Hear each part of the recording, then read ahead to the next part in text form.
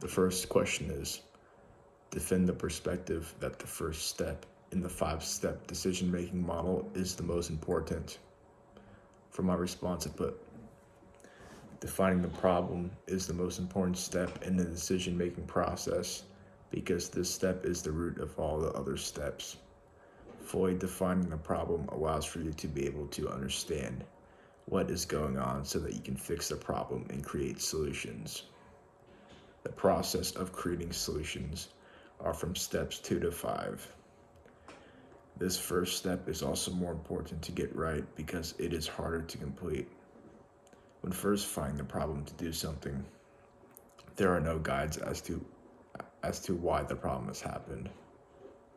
For finding a problem, you have to use more critical thinking to complete it than other steps. In business, finding the problem is even harder because there are so many possible things that can cause the problem. It can also be harder in business because a multitude of problems could make it harder to pin down what should be done to fix the situation. This could include talking to multiple departments, looking at the financial statements, and then using trial and error to conduct changes. This can be very time-consuming in business.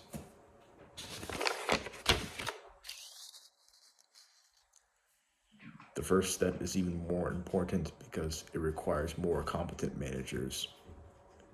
Any manager can go and create solutions to a problem, but not every manager will be able to pinpoint and define the problem. Without the first step being done right, the problem within the organization will remain. You can fail at the other steps and still somewhat solve the problem, but you can't fail the first step and somewhat solve the problem. Additionally, it's easier to make changes to failed solutions instead of making changes to failed problem defining. Thus, defining the problem is the most important step in the 5-step decision-making model. And the second question is, in what types of work situations would satisficing be appropriate? List at least 3 occupations or industries where satisficing would not be an appropriate strategy for decision making. For the first part of the question, I put satisficing would be appropriate in the work situations involving the type of font used, like the lettering and that type of thing, eliminating word clutter, and of like a few typo errors. Oh, and lastly, of getting an employee trip to a good area that's not great, but it's good. No one will care much if you use a different font. At the most, maybe one person will ask you to use another font. It's not a big deal.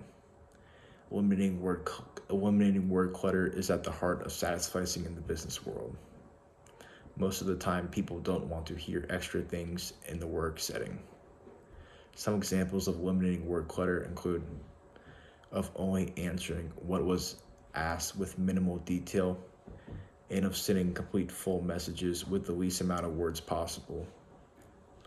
A specific example would be answering only yes or no to a manager asking if you have completed the assignment. Another specific example would be sending out a memo that said what was being done about the problem directly without any fluff, without having any extra information that just isn't needed and would only add more confusion.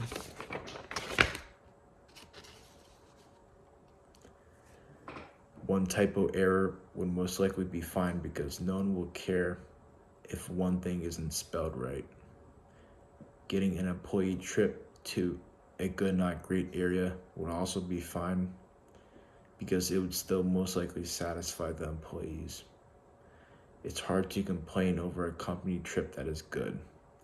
Employees mostly aren't expecting a company trip to be at the finest location possible.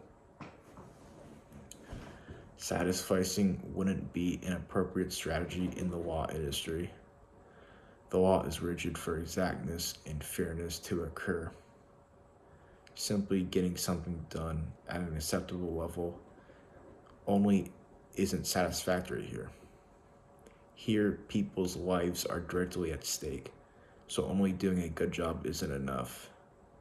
For example, getting someone 2 years of jail instead of 5 is good for a lawyer, but it's more important to get the best possible result.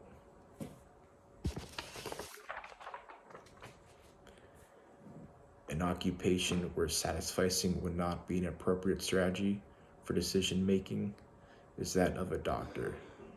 If a doctor generally does a good job and nothing better, then the doctor will end up missing on small things that could be a large problem for someone in the long run.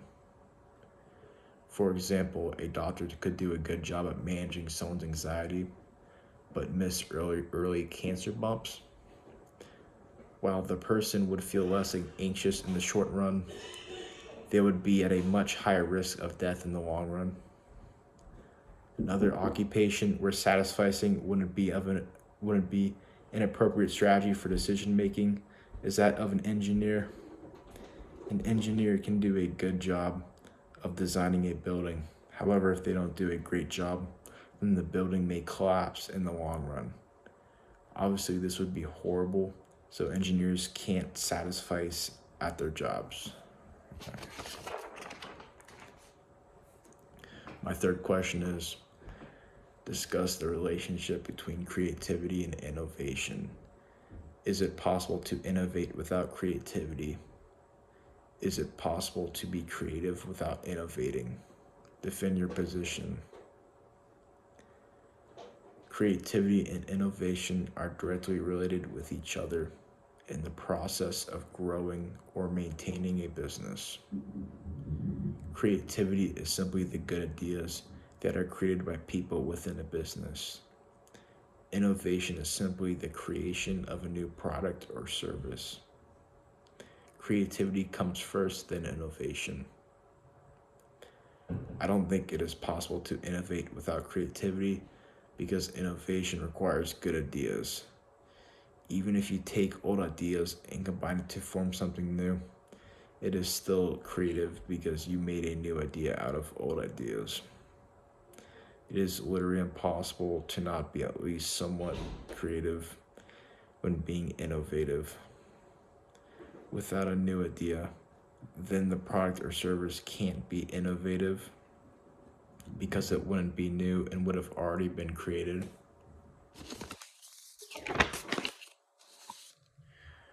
For example, the Model T was innovative in its day because it was created with the idea of cost efficiency.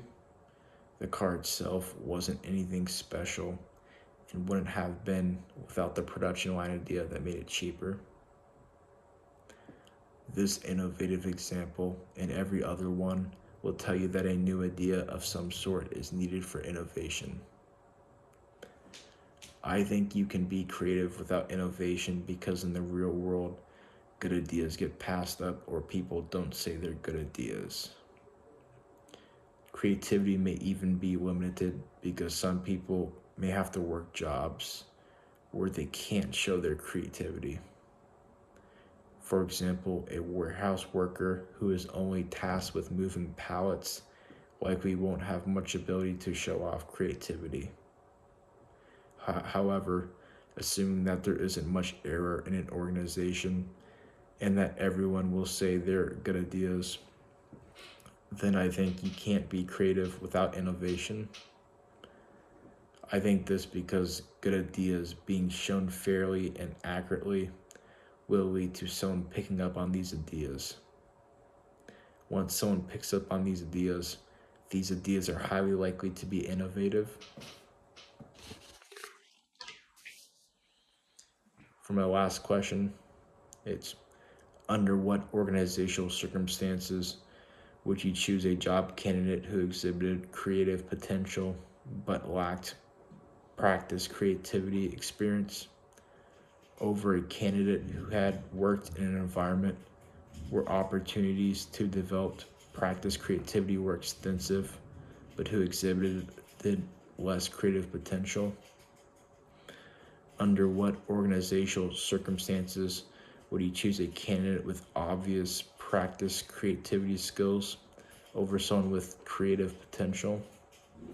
For my response, I would prefer creative potential over practice creativity in organizational circumstances where the team is lacking new ideas, where there was an upcoming deadline, where the company just downsized, and where the company is slow. If a team is lacking new ideas, then obviously I would prefer someone who has more creative potential to create ideas.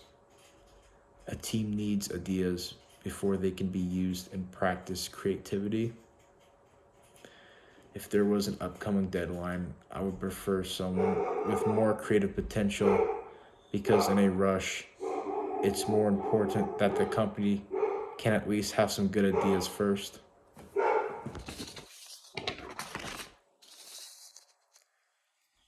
I would prefer someone with creative potential if the company just downsized, because then the company is likely going to be short on ideas because of the lack of people. With more people, generally there's more ideas. With less people, there's generally less ideas. I would prefer someone with creative potential if the company was slow and boring, because a boring company is likely lacking new ideas. I'd want to bring in new people with new ideas who bring in a new rush to the business, just so like the business can feel alive and actually active, and people can really have creativity.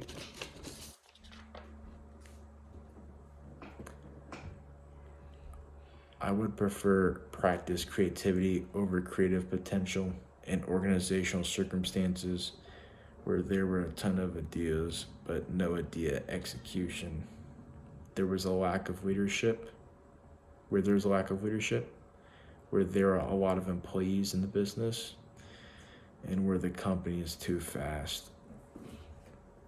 I would prefer practice creativity in a business where there's a ton of ideas but a lack of idea execution, because the company would need people who could actually create something which could yield profit. The idea means nothing if it's never executed. It's more that the execution is very needed. I would prefer practice creativity where there was a lack of leadership, because many of these people who are innovators are also leaders. These people would likely bring a sense of focus and direction to the organization. Some examples of innovators who brought focus and direction are Bill Gates and Steve Jobs. I would prefer practice creativity where there are a lot of employees, because I think practice creativity people help a business more than creative potential people. It's easy to come up with ideas, but it's hard to execute on the ideas.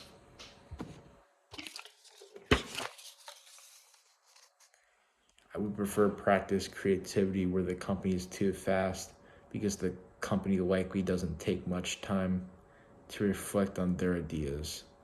Coming up with ideas can be quick, but actually executing these ideas often takes a lot of time.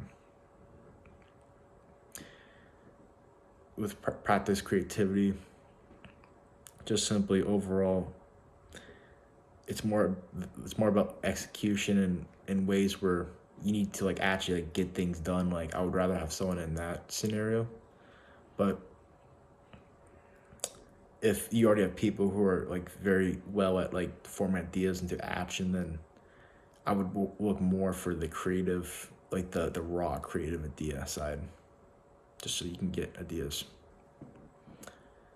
And yeah, it's really creative. Like Microsoft back in the day, they had a bunch of people who were just raw creative, and they needed to bring people who had high levels of practice creativity in,